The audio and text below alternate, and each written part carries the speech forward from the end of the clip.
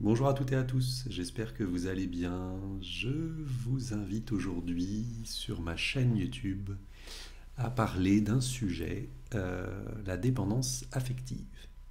Alors la dépendance affective, ben déjà c'est quoi?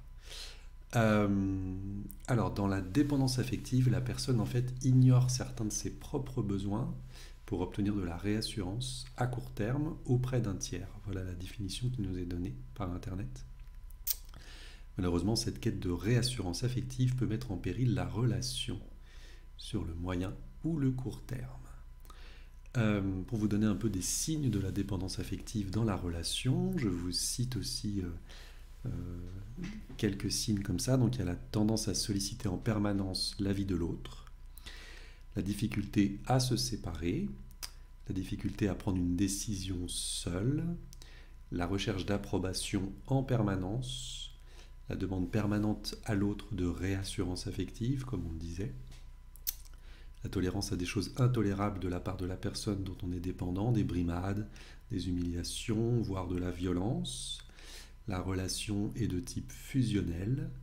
L'exigence de proximité, on refuse que l'autre s'éloigne. On est beaucoup dans la suspicion aussi, on pense que l'autre nous trompe sans arrêt, nous ment. La tendance à hyper solliciter le partenaire, c'est vrai qu'il y a une forme d'addiction dans la dépendance affective, c'est d'ailleurs la base, c'est-à-dire qu'on est sans arrêt en train de solliciter l'autre. On a une difficulté à percevoir les signes rassurants envoyés par l'autre, donc on va du coup sans arrêt être en train de douter et en train de redemander des signes pour être vraiment rassuré, et puis en fait c'est sans fin en fait. Le refus de tenir compte du nom de l'interlocuteur. La personne en dépendante affective a du mal à accepter l'indisponibilité de l'autre. Ouais, il y a ça. C'est-à-dire que l'autre vit sa vie, mais voilà, on va sans arrêt, et du coup on va rentrer justement dans de la suspicion, dans du manque. Il y aura du chantage affectif aussi qui sera mis en place. Donc on connaît ça en fait, le truc de si tu me quittes, je me suicide par exemple. Euh, donc le subit, mais aussi le provoque. On aura la tendance à négliger les autres relations. On va se focaliser sur celle-ci et en fait on va virer tous nos amis. Faible affirmation de soi, refus d'imaginer une vie sans le partenaire actuel et préoccupation exagérée au sujet de la relation. Alors tout ça se regroupe, vous le voyez un petit peu. Je lisais par rapport à un article que j'ai lu tous les signes, je trouvais que c'était plutôt bien expliqué. Euh, Cette dépendance affective va bien évidemment venir comme toujours de l'enfance.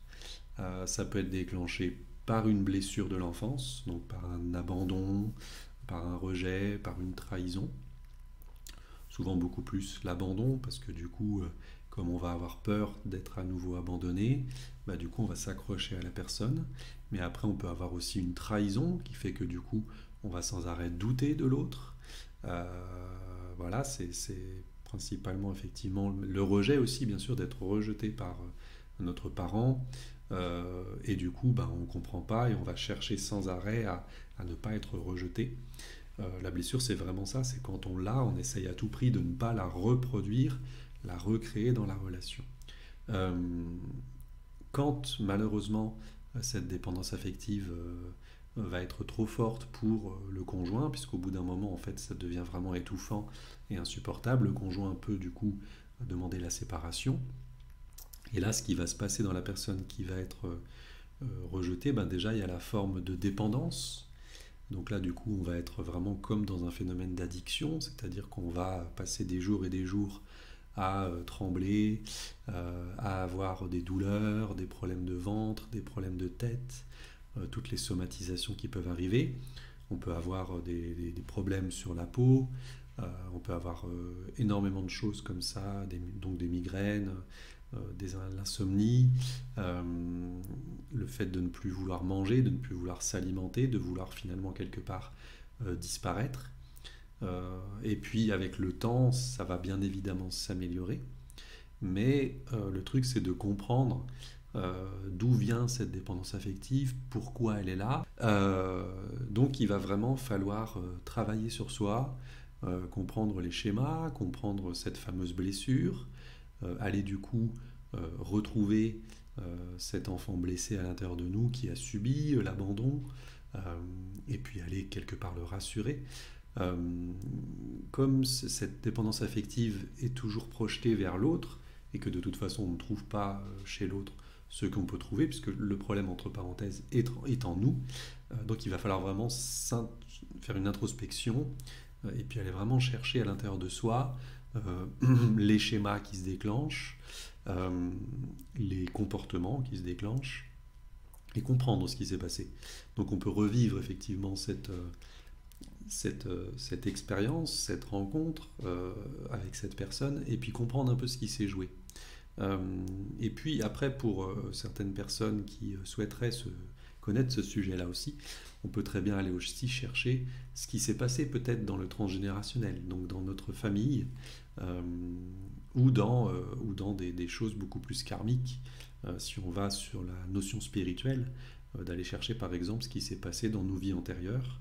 Encore une fois, tout ça est soumis aux croyances de chacun, aux souhaits de chacun de croire à ça et d'aller pouvoir travailler dessus.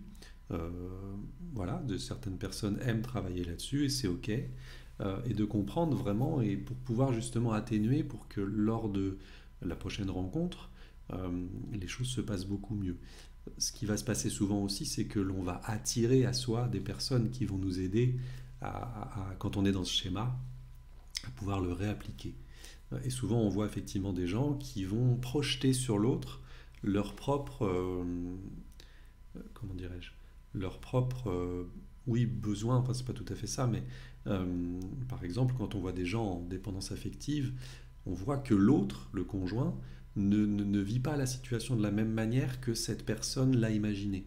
C'est-à-dire que cette personne va dire mais si tu m'aimes, et puis tu m'aimes énormément, beaucoup plus que tu le penses. Donc du coup, il va y avoir aussi une forme de manipulation de la personne qui va être en dépendance affective, qui va du coup perturber l'autre.